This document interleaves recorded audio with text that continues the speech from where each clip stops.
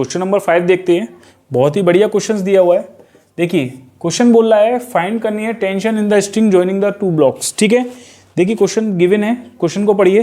कह रहा है क्वेश्चन कि दो ब्लॉक्स हैं, हर एक का मास m है और ये दोनों ब्लॉक एक स्ट्रिंग से कनेक्टेड है। ठीक है, एक स्ट्रिंग से कनेक्टेड है। एक ब्लॉक पर, किसी भी एक ब्लॉक पर हमने फोर्स लगाया है F।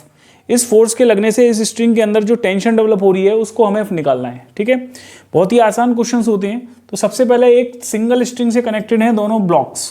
ठीक है, तो याद रखिएगा एक स्ट्रिंग है तो सिंपल एक टेंशन होगी, और टेंशन कैसा फोर्स होता है? पुलिंग फोर्स होता है। ठीक है, जो हमेशा अभी लगता है किसके? पॉइंट ऑफ कॉन्टैक्ट के। ठीक है, याद रखिए ये टेंशन है T और इनएक्सटेंसिबल है टेंशन, तो सेम टेंशन लगेगा, हमेशा याद रखिएगा। ठीक है, तो देखिए इसका अगर हम सपोज जो है ये फोर्स लग रहा है तो ये फोर्स कहीं ना कहीं इनको एक्सीलरेट कराएगा।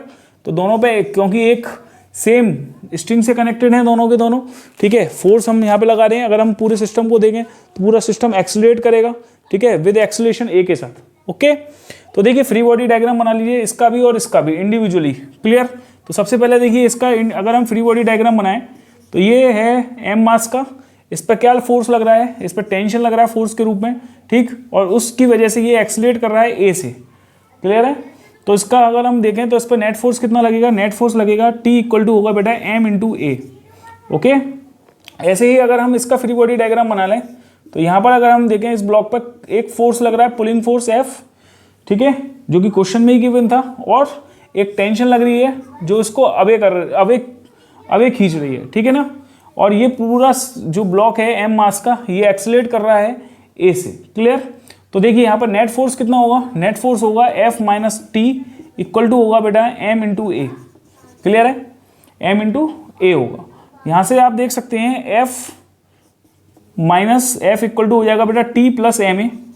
ठीक, हमें क्या निकालना है? टेंशन निकालना है। ठीक है, क्या निकालना है? टेंशन निकालना है। और टेंशन जो निकालना है वो याद रखिए किसके टर्म्स में निकालना है? F के टर्म्स में निकालना है, क्योंकि क्वेश्चन में एक्सीलरेशन नहीं बोला। आपने खुद देखा कि भैया इस पे हमने जब फोर्स लगाया इस वाले ब्लॉक पर तो ये पूरा का पूरा सिस्टम, ठीक है, इस फोर्स के लगाने से एक्सीलरेट किया होगा। क्लियर है?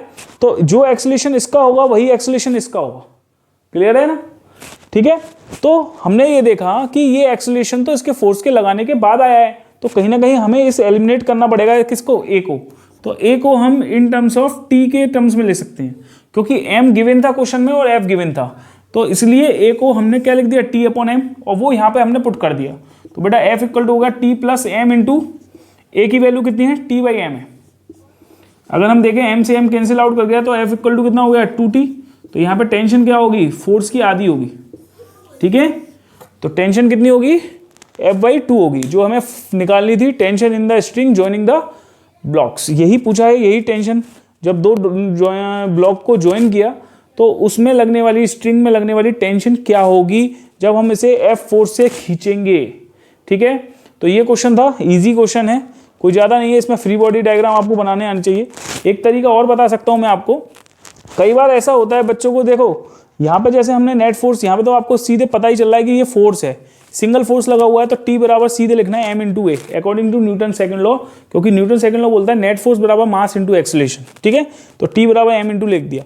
अब यहाँ पर कई बार क्या है, देखिए यहाँ पर ये एक्सीलरेटेड फ्रेम है। ठीक है, ये एक्सीलरेट कर रहा है। अगर एक्सीलरेट कर रहा है तो अगर हम स्यूडो फोर्स लगाना चाहें तो इसके अपोजिट डायरेक्शन में m इंटू A लगा सकते हैं। तो F इक्वल टू आ जाएगा T plus M into A, जो F इक्वल टू आएगा यहाँ पे। अगर हम इसको ऐसे भी लिख सकते हैं, F इक्वल टू, अगर हम स्यूडो फोर्स इस पे लगा दें m इंटू A, तो सीधे F इक्वल टू हो जाएगा ये वाला फोर्स इसके बराबर होगा T plus M into A। बात वही आ जाती है। ठीक है ना? तो स्यूडो फोर्स भी आप ऐसे लगा सकते हो, क्योंकि स्यूडो फोर्स जनरली वहाँ पे लगाते हैं हम जब कभी कोई हमारा सिस्टम एक्सीलरेटेड होता है। ठीक है ना?